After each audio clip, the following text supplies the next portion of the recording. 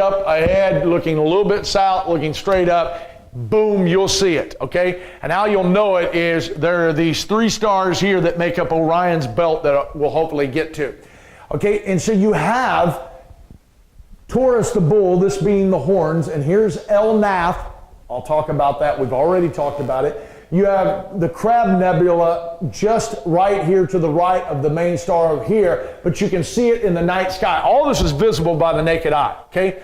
And then you have the reddish one that you'll see here, but then there's 2 areas I want you to concentrate on. It's Hyades and it's Pleiades, okay? Hyades being this 1 star, but Pleiades, and they call it's 1 star here around a grouping of stars, but then you have Pleiades, which is this grouping here, which is more or less the eye of the bull, okay? Now, let's go over this. The Hebrew word for bull or ox is shur, S-H-U-R, which also means to return or to come back. And I think the reason it's probably got that is, you know, where the guy holds out the thing. If you guys remember watching Seinfeld, and Elaine's made up some fictitious guy, El Carocchio, that she's dating, and he's a bullfighter. And okay, I digress. I'm a Seinfeld guy, so that's what came to my mind. But you guys know the deal. You hold out the thing and you wave out that red flag, and all of a sudden he goes through it. But if you don't look, the bull turns around and comes right back at you. Well, what is the world expecting? Okay, here's what's happened. Or I say the world, was the church. Jesus Christ came the first time, died for man's sin. He went away, but he is returning and coming back. The first time he came as a lamb to the slaughter. He is not coming the next time to be beat upon, spit upon, nailed to a cross. He's coming to judge the world. The first time he came to say, hey man, I'm not here to condemn you. You're condemned already. I'm here to give you life.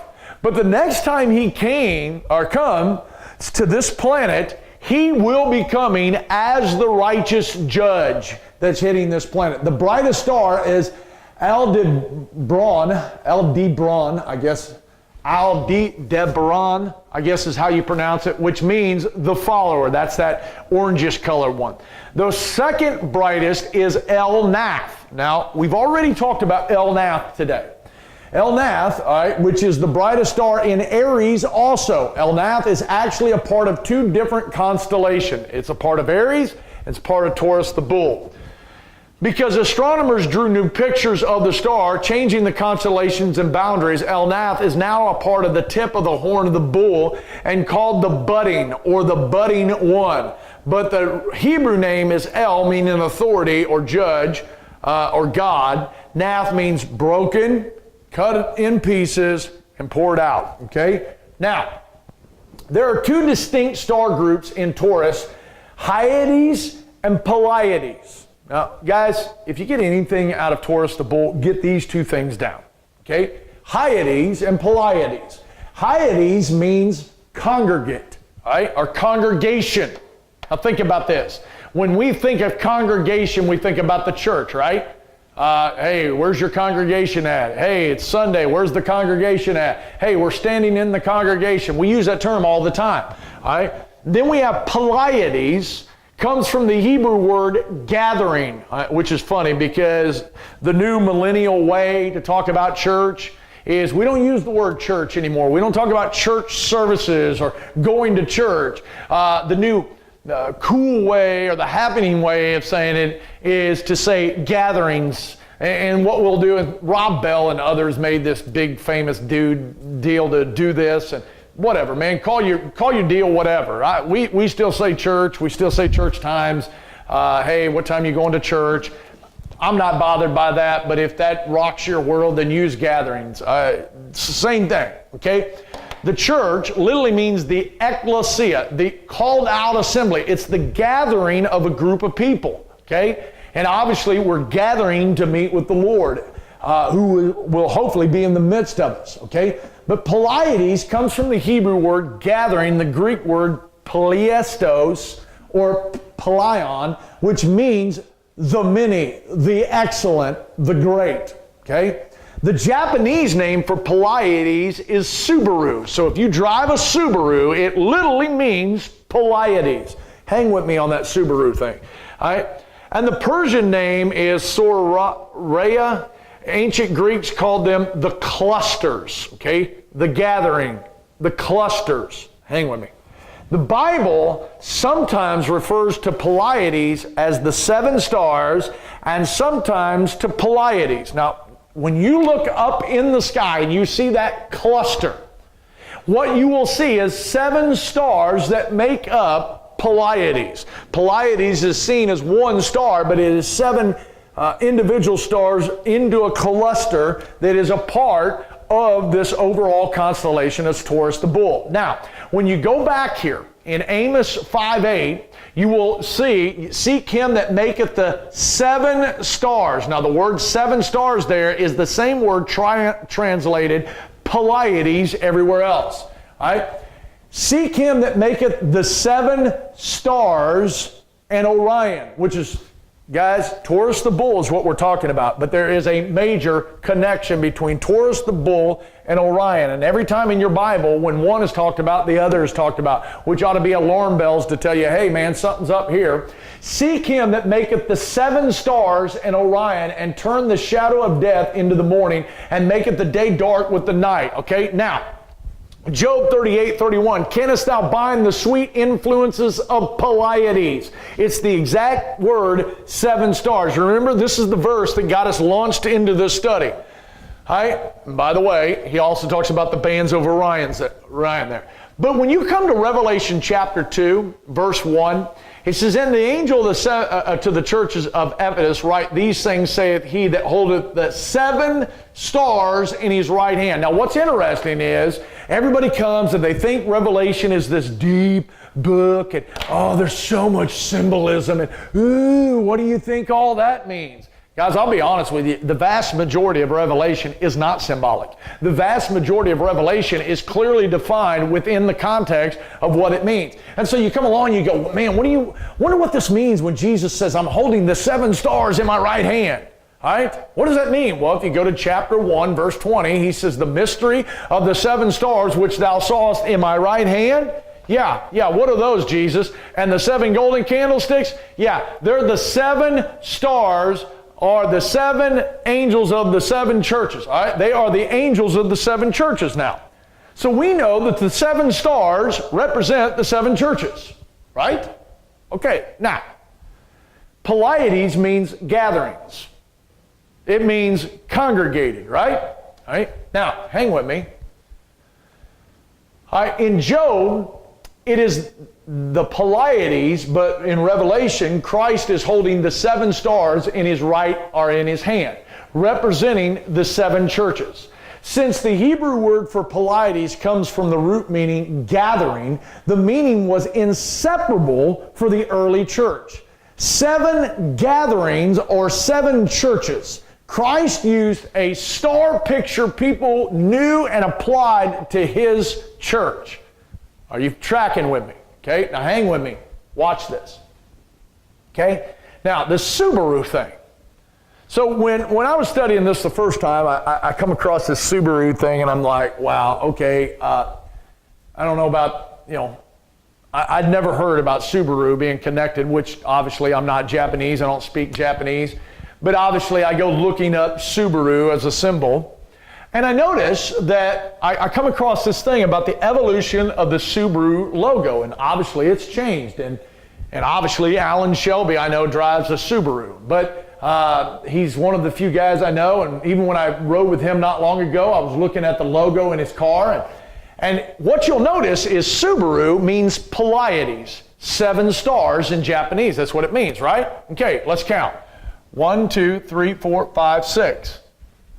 1, 2, 3, 4, 5, 6. 1, 2, 3, 4, 5, 6. 1, 2, 3, 4, 5, 6. Boy, are you seeing a pattern here? 1, 2, 3, 4, 5, 6. 1, 2, 3, 4, 5, 6. And what do you think the last one is? 1, 2, 3, 4, 5, 6, 7, 8, 9, 10. Oh, I had a Sesame Street flashback there. But either way, do you notice that you have 6 stars? And so you go, okay, something's up. why would Pleiades, the 7 stars, named Subaru as Pleiades in Japanese language, are they just can't count in Japan? What's going on here? Well, as you study, you'll find out that the reason why there's only 6 stars in the logo is because out of the 7 stars that make up Pleiades, only 6 of them are naked, from the naked eye can be seen. In other words, the 7th star doesn't give off enough light to even show up. Which means when they show the 7 stars, they only show the 6 stars that actually show up on the scene. Now check this out. So when you go to study in Revelation 13:14, you're going to see the 7th star that he holds in his right hand, right? We have 7 stars in his right hand, and those 7 stars represent Ephesus, Smyrna, Pergamos, Thyatira, Sardis, Philadelphia, and Laodicea. Okay, so when we go listing these 7, 6 of them give off enough light to be noticed, but that 7th one doesn't give off enough light to even be recognized.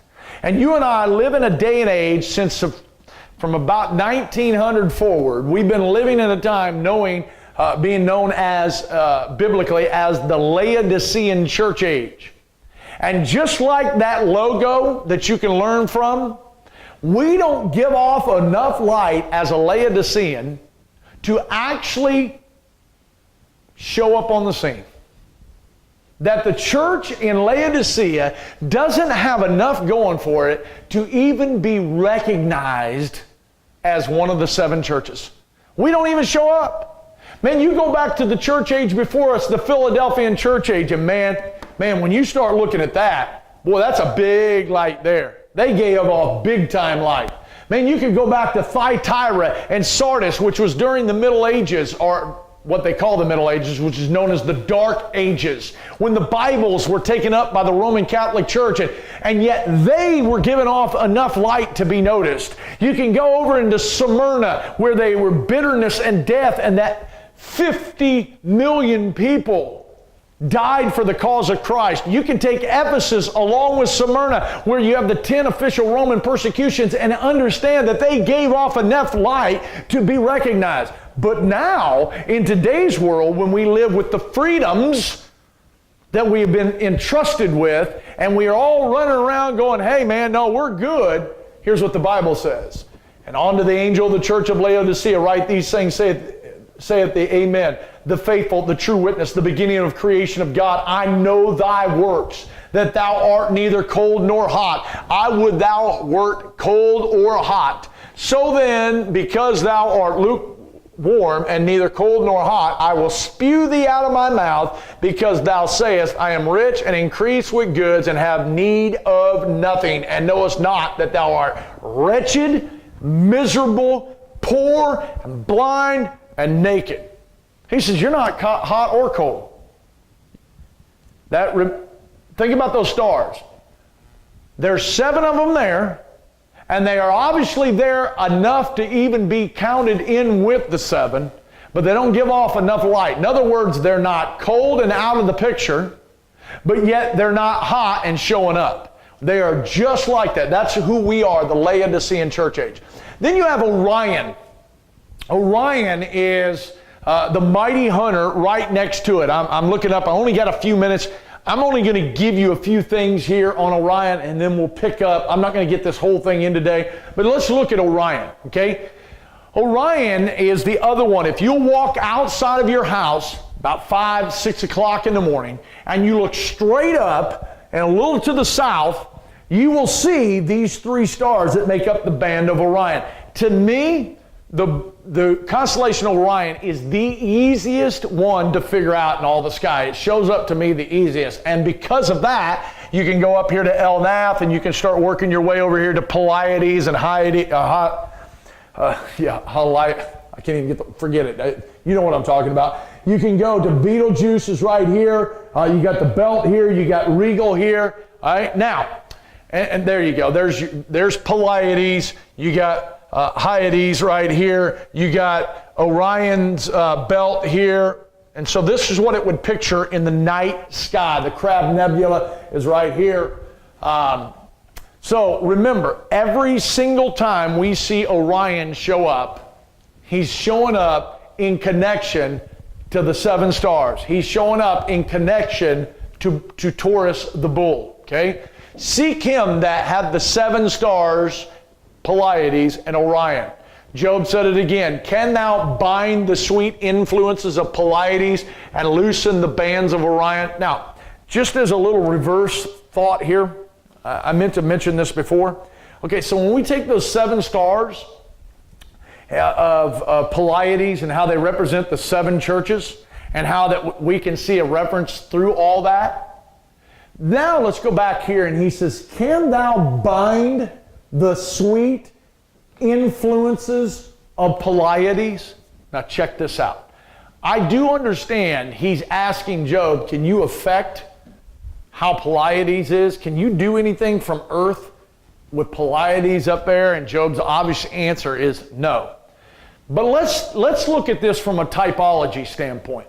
If Pleiades represents the churches, the 7 churches, or the 7 church ages, and obviously Pleiades has influences, and obviously we've already spoken and said we don't give off enough light to even influence a logo for that matter. He's asking the question, can thou bind the sweet influences of Pleiades? And the answer for you and I is, yeah.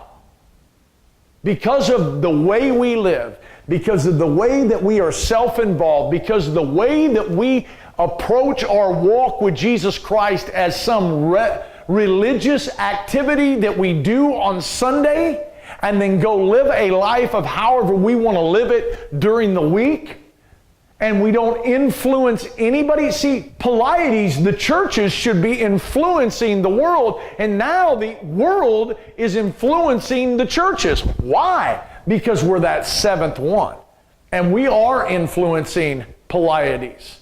We are affecting it. We are binding it. The world is dying and going to hell, and they don't see any truth in you and I because we are continually denying the fact that we have God in us. The book of Galatians says, listen, he gives you 3 verses in that book of Galatians, and he said, and Paul says, I'm going to do this. I'm going to travail in birth until Christ be formed in you. And you get to chapter 1 and verse 16, and he says, listen, I'm doing all this.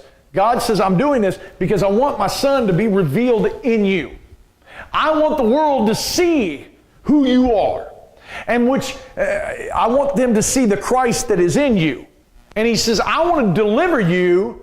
In chapter 1, he says, I want to deliver you from the present evil world. And he said, I want you to shine as lights to that world. And the only way you can do that is for the Christ in you to shine, right? And so what we've done is we've done what the book of Matthew talks about. We've lit our candle and hid it.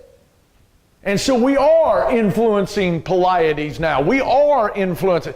Guys, I'm looking up, and it may be good that I backed up and did that because we're basically out of time. I'll jump into Orion and the other decans that go with Taurus the bull, and then we'll go into Gemini the twins, and I believe Cancer's the next one. So we will get to those all next week. But let me say this, okay, guys. 1, if you don't get an email from me with the PowerPoints, email me.